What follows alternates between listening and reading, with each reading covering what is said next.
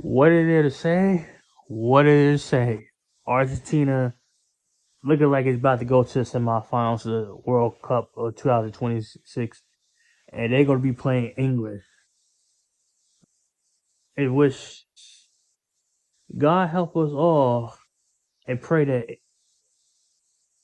England put Argentina this packet, send them packet, because this team, this Argentina team, it's pathetic to watch this team play. This is a team to me that keep digging holes for themselves, and they had to dig themselves out. Keep digging holes for themselves, and had to dig their way out of the holes that they dug for themselves to win games. This ain't this is impressive. This is great. This show a great team, but it's like a great team would dominate per se. One or two times they had to come back for victory. This team had to come back against Cape Verde. Had to come back against. Had to fight out with Cape Verde. Had to come back against Egypt. Had to fight out with Switzerland. This team. And these are not teams that are like strong teams. Like a team like England, like to me, you had to beat Mexico in Mexico. You had to beat the Congo, who you had to come back against the Congo. You had to beat Mexico in Mexico, which they won. They beat Mexico. Mexico. They had to beat Erling Haaland in Norway. They dominated. They beat teams that are strong per se. While Argentina haven't really beat a strong team, Cape Verde was a decent team, but the expectation of Cape Verde going into this tournament was to hopefully give a point in the group and be thankful by it. But they got out the group. And enough of, and shout out to Cape Verde, man. They did their thing. But this Argentina team to me is lacking that extra spice. And that spice is Angel Di Maria. And Angel Di Maria is missed in this tournament. Nobody had taken that role of the Di Maria role. This Argentine team to me is overachieving to me in the sense that they are able to win games without actually being the best team on the field at times. I don't think I watched the Cape Verde game. I didn't think they were the best team. Egypt, I don't think they were the best team. Switzerland, I don't think they were the best team. Like, they got the more will to win, but it's like they got the more winning DNA. But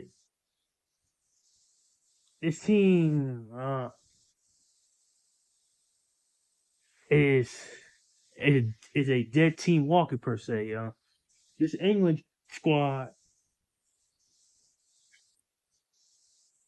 could beat this Argentina squad. That's what my opinion, man. Messi, he won. He going to the semifinal, which is good. But it's like this is tough.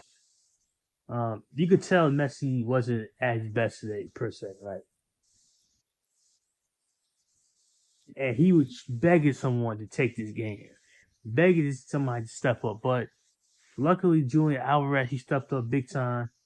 Finally hit a goal with this World Cup. But this game should not have been a game.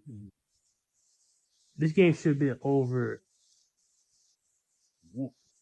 after they scored their first goal. But this Argentina team is missing something.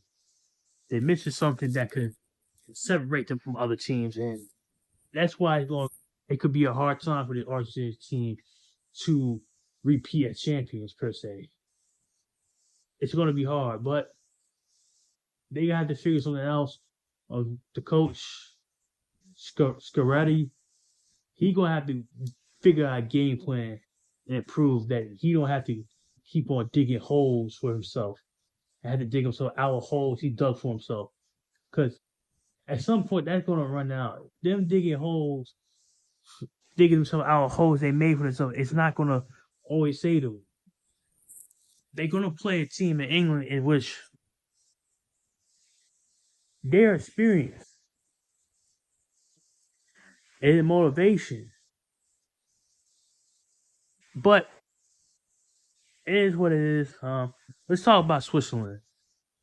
Switzerland to me is a team that you did well in this tournament. You got out your group. You got to the quarterfinals. You won two elimination games. You lost one, but you did well for yourself. Switzerland got a lot of talent. Uh, Jaka, he could play another World Cup. He's 33. He could play till he's 37. Fuck it, why not? Unfortunately, their best player for Switzerland did not get the opportunity to play. And that's the midfielder number 9, Jonathan Marzrelli. But I butcher that brother's name. I'm tired, man. But it is what it is to me. Jonathan, he didn't get this opportunity to play in this World Cup game against Argentina. Had he played, maybe he would have been an X factor and made a difference. And Switzerland probably will advance to semis. But it wasn't meant to be. Argentina going to the semis. They're going to play England in the semis. This Argentina squad did not really play a good game. Lackadaisical game. Seemed like to me they played themselves into the game, but it's just like come off to me this Argentina team to me that they feel they're above the other teams and they don't really have to try for the first like 60 minutes. Then in 30 minutes they're gonna try. And we're gonna come back and win. But sometimes you can't do it. You can't turn the switch on, off. You have to keep the switch on from minute 1 to minute 90. You gotta keep the switch on.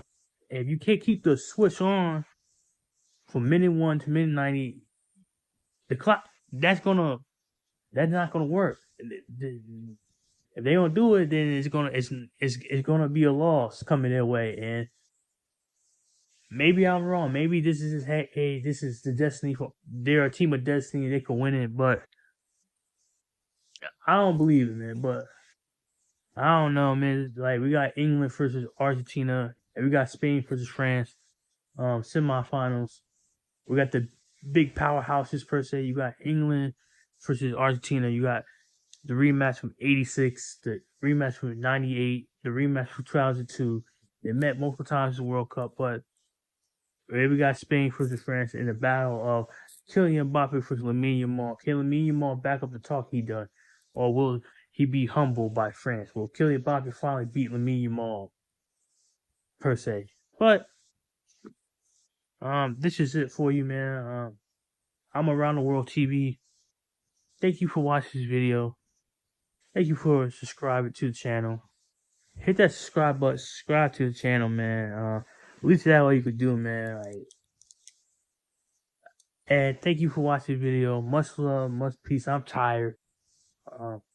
Around the world we go. Peace and much love. Around the world we go.